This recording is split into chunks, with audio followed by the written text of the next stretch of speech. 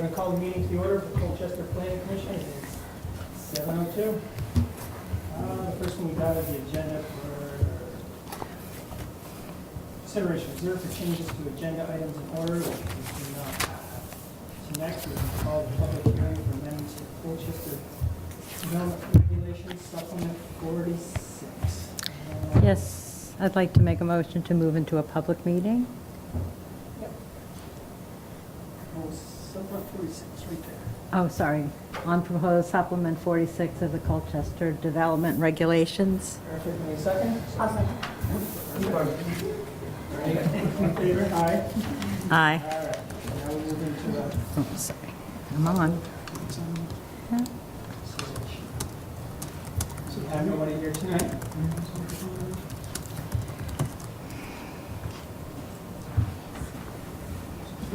Nobody here tonight? Public has no comment? No comments from our board tonight? All right, so we need a motion to close the public hearing. Okay. So much pressure. I'd like to make a motion to close the public meeting on the hearing on supplement 46 of the Colchester Development Regulations. Thank you. Second? Second. All right, all in favor? Aye. Aye. We are back on the agenda. Thank you.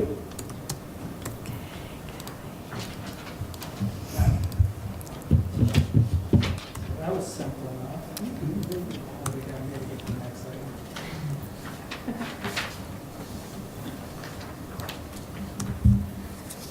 Item 4. Thank you. All right. Commission discussion and potential action on proposed amendments to the Colchester Development Regulations Supplement 46. So our discussion basically is to send it to the select board. If we feel we're ready, if we want to make any changes. You want Kathy to read all the way through it again? No. No. No? I knew that plan would get me far. All right, so that was pretty straightforward. Need another motion. You want to try another motion? A motion to Yeah. submit it to the select board. Am I reading that out completely? Yeah. A motion to submit the supplemental 46 to the Colchester, to the select board. Perfect. Rebecca? Second. All right, all in favor? Aye. Aye. Motion passes. So this all goes on to the select board. So I'll probably get Kathy to read it all. So I will follow up with you on a date for that. Okay. So look to your emails ahead of your next meeting. I'll at least have a date for you. That is great. Probably be a public hearing in March. But the select board receives that and then does a warning of that in advance of it. So do we need a motion to move it to the select board? That's what you just did. Oh, I'm Yeah. sorry.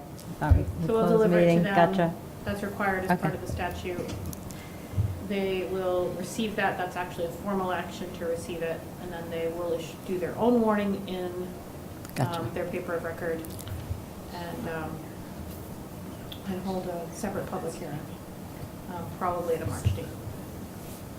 As is typical, and as you see in the memo, it's typically good to have 1 or 2 commission members there to sort of answer any questions, especially about, sort of how to arrive at any of the policy decisions. So keep that date in mind. I'll follow up with you ahead of March to see who will be available and ahead of whatever that February date will be. So that's voting, right? That's the day the town votes, right? So that, I think they vote on Monday, our right? meeting, the No? March 5th, right? March 5th, so that's our regular meeting. Right. So it will not be, so we can talk about that if you'd like, about whether or not you want to have a meeting. Okay. But the select board meeting for receipt of this would either be as soon as next week, Oh, probably okay. not likely, or March 12th, which is a week after your meeting. Okay. They Sorry. meet the opposite Tuesdays of us. So that is more likely or February 13th, I'm sorry. February 13th is more likely the date which the select board would receive it. We'd have a conversation about it, talk through it, warn a public hearing, and then their public hearing, unless a lot of people show up or there's outstanding work that they've asked you to work on, can be a formality as well. I'm sorry, I'm confusing things here. That's okay. There's Yeah. a lot of dates. That's why I try to write them all out. Thank you. It's a lot of process. But do keep an eye on your email, because there will be more interim emails than usual as far as scheduling goes. Okay. All right. So we'll go there? Yep. All right, comments, questions from the public not related to the agenda? We're all set with that one. So now we have a presentation from Renee Marshall, our deputy town manager, on our renewable energy updates. All right, thank you. Happy to be here this evening. All right.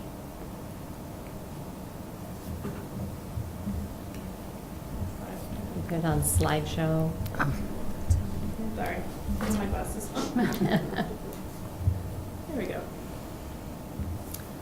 All right, so this is just an update on our renewable energy efforts. This update was provided to the select board in December, at their December meeting.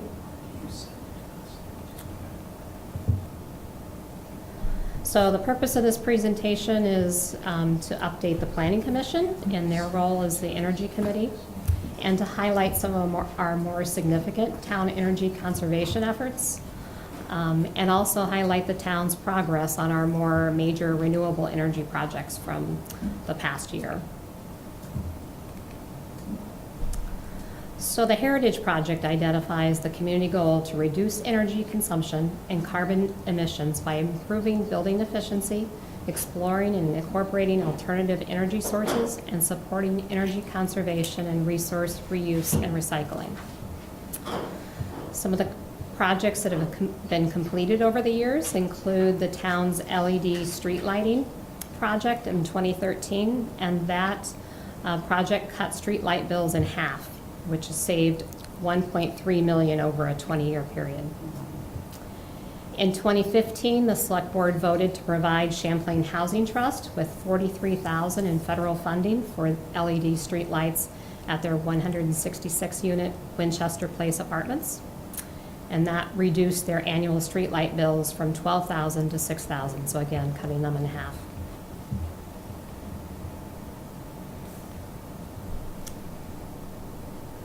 Also in 2015, the Colchester Police Department looked at their 16 vehicle fleet, and they reassessed ways of incorporating more fuel-efficient vehicles. So that included 8 smaller SUVs, 6 sedans, and a pickup and a motorcycle.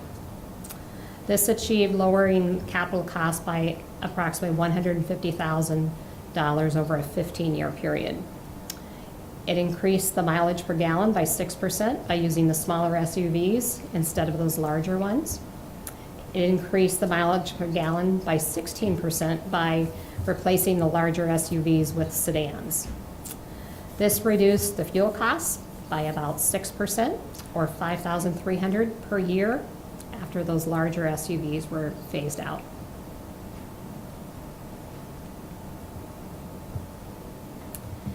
In 2021, you've seen our electric vehicle the town purchased, the Nissan Leaf, that's used by the Planning and Zoning Department. This was used for a total of $17,897, which if it was bought new, it would have been approximately $27,000. By purchasing the used electric vehicle, it allowed the town to take advantage of the $77,500 in federal tax credits and the state tax credit of at least $2,500. So we replaced a costlier SUV that was previously utilized, both in energy use and maintenance costs.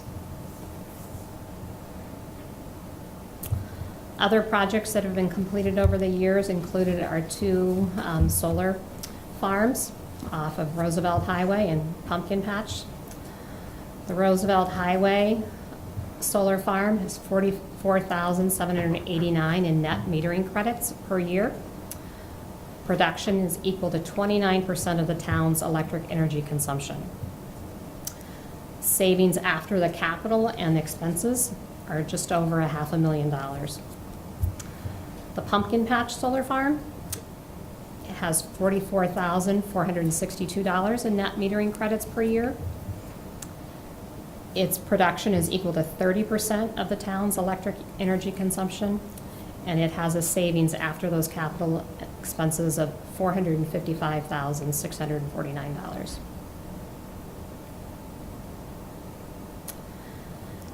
As we've provided in updates in the past, we've been working on that third solar farm. I think we're third time's a charm, hopefully.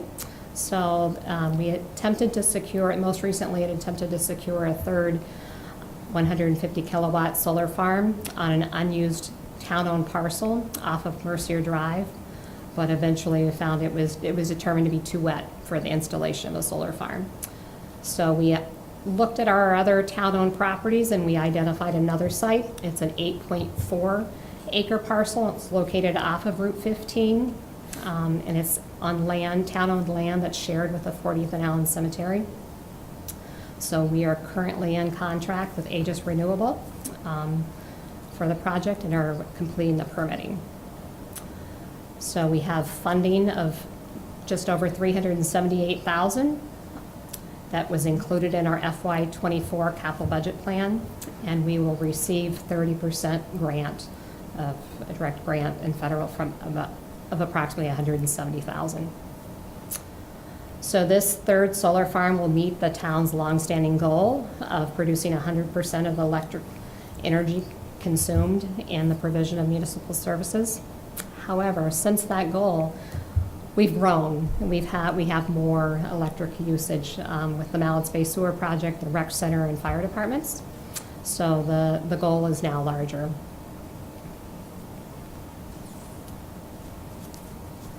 The third solar farm, this is the location of it. This was what we permitted through the process, and you'll see the landscaping that was included in the permit. We looked at that, and after receiving some feedback, thought we could do a better job with the landscaping. And so we utilized the services of our local landscape architect that's done a lot of work in the town parks. And this is the revised plan. And you'll see there's a variety of different plants and trees that are utilized in this plan. And it'll have a lot nicer aesthetic, visual aesthetic. We're very proud of the solar farms and the solar work, and so we want them to also look equally pleasing. In addition, we have energy efficient lighting that we entered it into a contract for just under $100,000 for upgrades to energy efficient lighting. That was funded with $68,828 in energy efficiency rebates and $29,000 in the capital budget plan. So we saved the town almost $70,000 by using these rebates. We implement these changes sooner than planned, and it allowed us to expand the project to include more town buildings and areas that were previously planned. It reduces the electricity consumption, and it eases the transition to comply with the state restriction on the tube-based light bulbs containing mercury that will be phased out in 2024.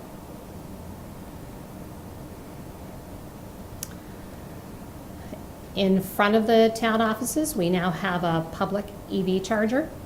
It's a level 2 EV charger. It was installed this past summer.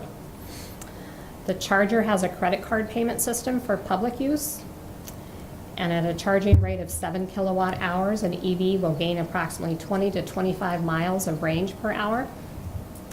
The total cost of the project was just over $14,000, which was partially funded by a rebate of $1,500 from Green Mountain Power. A level 2 charger was chosen as it can be convenient for partial charges for residents who are stopping by the town offices, and a level 3 charger, which would charge quicker but would cost up to $80,000. Solar at the Colchester Recreation Center.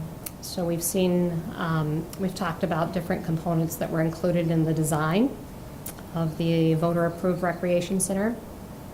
And after approval by the town attorney and solar engineer, the town executed a contract again with Aegis Renewable Energy for just over $1.1 million for these solar portions. The town can be expected to be reimbursed by that same federal grant of approximately just under $400,000. And this will allow us to meet that goal of generating our own electricity equal to all municipal services needs, even after the fire department's mount, space sewer, and the rec center. So there is the solar, the parking canopy, which you can see right there. The bottom left hand is a little closer view of it. And then there's also rooftop solar on top of the rec center. And that is it. Any questions? How much bigger do we have to get, or is that what we did for the rec center? What we did for the rec center will get us to 100% currently with what we have now. And that's just reevaluated?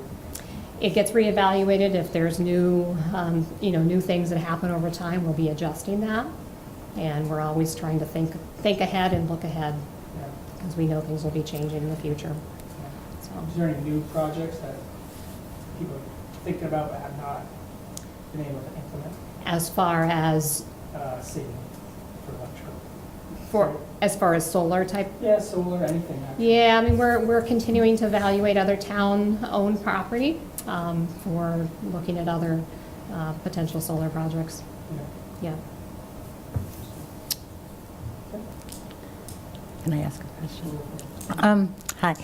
I'm wondering, are you having any conversations about replacing boilers with like electric, heat pumps? When a boiler, is no longer be able to be used in terms of the replacement of kind of the thermal Right. end of it? Yeah, and I think one of the slides it talked about when in 2015, when we had an energy audit done, there were projects that were identified, so we've been working our way through those projects. Yep. And some of those include updating, as we replace boilers and things. So we'll be continually looking at energy efficiency, and there's going to be changes in technology and different things as time goes on. So we're keeping an eye towards the future on that as well. Great, thank you. You're welcome. All good? All right. Very good. All right. Thank you. You're welcome. Thank you. Appreciate it. All right. Move on. So, sorry for my delay here. Just wanted to focus in. All right. Number 7, informational items and staff updates. Of course, we'd like to welcome our new commission. Mayor's Council. Welcome. Well, Yeah. thank you. Brings to us a full board, which is very nice. It's been a while. Yeah. So a lot has been local, small businessmen right here in town, which is very nice. What's your business? Own a Snap-on truck, Oh, okay. last 13 years. So Nice. I've been in Colchester since roughly 2006. So Awesome. right in the Bay Area, basically. So yeah. More diversity. We have some way to make diversity town. Yeah. That makes sense. I did too. I didn't even think about that. Yeah. Not up at 17, but it No. can be everywhere. No? DRB is well represented. Yes. Perfect. Continue on. We're going to our grant application update. Okay, so these are quick updates. Just want to Yep. keep you guys updated on everything going on with the department. So, as you know, we talked about earlier, a couple of months ago, applying for some grants. Unfortunately, they were very competitive and we were not chosen.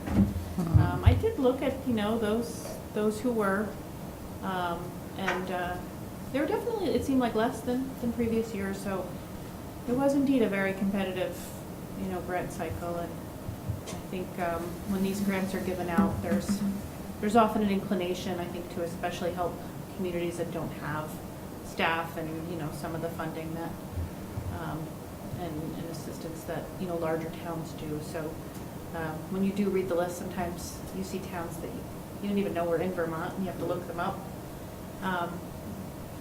So they're doing great things out there. So the form-based grant, you actually watched the CV apply for that? So there's a variety of other, so it's not just for that type of Sure. project. Some of them are The for, one we applied for. Yeah. There cannot be a lot of towns that want that. well, they had similar type bylaw amendments, everything from we want to figure out how to, just update our next town plan to, sometimes they're very simple, a lot of affordability updates. Sometimes they're very specific things, such as we want to update our flood regulations. Sometimes it's how do we add more mixed uses in our village, in some of these small towns that really that's their downtown, it's a small village. But, if you look at the list of communities that did receive these grants, they tend to be communities that don't really have any sort of staff, and in some cases, not much in the way of municipal government at all. So those grants, I think, will really help those communities. So we'll push on with what kind of work we can do with our staff resources. And we'll probably at your next meeting, chat through the 2024 priorities and see how those shake out. Very good. So it doesn't mean, these were grants for things that we were going to do anyway. That's what we talked about, so we'll continue on. They'll go a little slower. But we'll work through them. We have the staff knowledge, just not necessarily the same amount of time. That's always what we're looking for. There's a bill going through the State House, and I went to a meeting the other day for the Rural Caucus, and there's a real push now to get rid of designations, like village and town, just get it. So, I asked if that would open up like Better Places grants and other grants, and it will. Oh, Yeah. yeah. Are you talking about 791? Is that it? God, do you know that number? Really? I was just writing about it. That's I why. always just have, I don't know, there's a lot of big number. bills to keep track of. So that's it's an unfortunate update, but I think we'll just be slower, but we'll get there. All right. We'll get through it. Any words? Town health officer role, so many hats that we wear in our office. One of them is that we are people in our office serve in the town health officer roles. Seth Lasker for a long time was our town health officer. He still is in title. I am the deputy town health officer. A lot of that work, if you've kept up with our department monthly reports, involves doing a lot of the rental inspections throughout the town. If somebody calls, complains about their living conditions, we have to go out there, we have to perform a full rental inspection every time that we do. It's very time consuming. It's valuable for the people who live there, but it is very time consuming. The legislature 2 years ago directed the state Division of Fire Safety to take that on, but there's been a transition period. They finally worked out the process for doing that, and effective December 31st of 2023, the state rental housing inspection program has been taken over by Division of Fire and Safety. So now, when anyone calls our office and says, I don't have heat, I have mold, anything that's related, or, I have hot water, my doors won't close, my front steps are dangerous, something that would fall into that category, I don't have any fire, smoke detectors. It is now the state that they make those complaints to, and they will do the investigation on that. And we may be involved a little bit, but so that's a major update for us. Hopefully it'll free a little bit of time, because it definitely does take some resources from our department. We still have the health officer role when it comes to some of the other pieces, especially anything that's a public health hazard. Usually that falls, in terms of like surfacing wastewater effluent. That's not as common, but it does happen. But outside of the rental issue, public health hazard, major trash, but that's a very small component of what makes that up, so. I think that's very good for us. I just wanted to share that update with you, because we're kind of excited about it. And also now renters will be getting people presumably who are better trained, and being able to help them. I can test hot water, I can look at mold, but I'm definitely not somebody who's trained as well as others in how to deal with that, so it's a win-win, I think, for a lot of people. So when you got a complaint or you went out to do that before, were you able to actually effectuate some sort of change? Yeah, so our role is largely, we expect any renter or complainant to have already communicated with their landlord. That's their job to do that first. If they're not getting resolution, and then they call us. So what we do is we talk to the landlord and we encourage them and require them in many cases to do the things that they need to do. So if there's mold, then they have to treat it. If the hot water's not working, then they immediately have to figure out the source of that and get that fixed. If there's no heat, then they have to get that fixed. So mostly it's communicating with the landlord to do those things. That's why it's part of the rental inspection. If you're living in your own home and you don't have heat, there's nothing I can do to help you.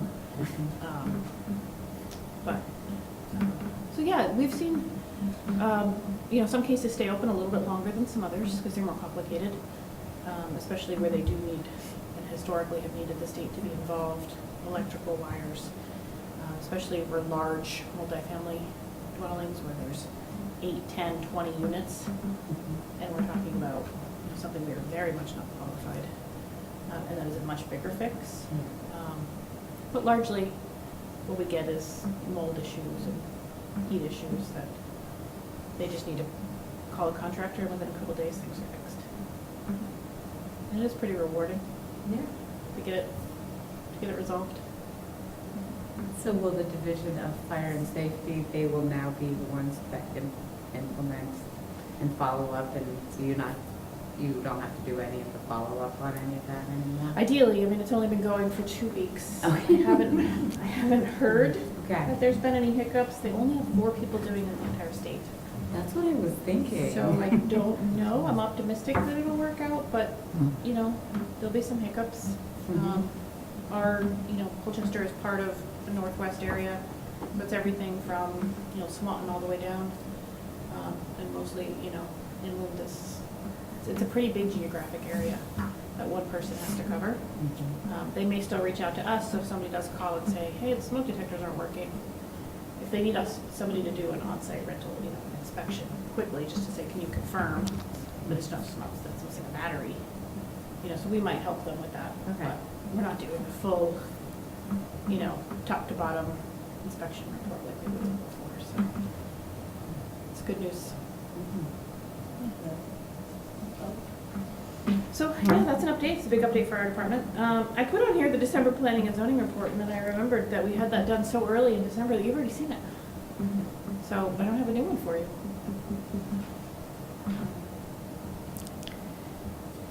Like, commercial's the same anyways, probably.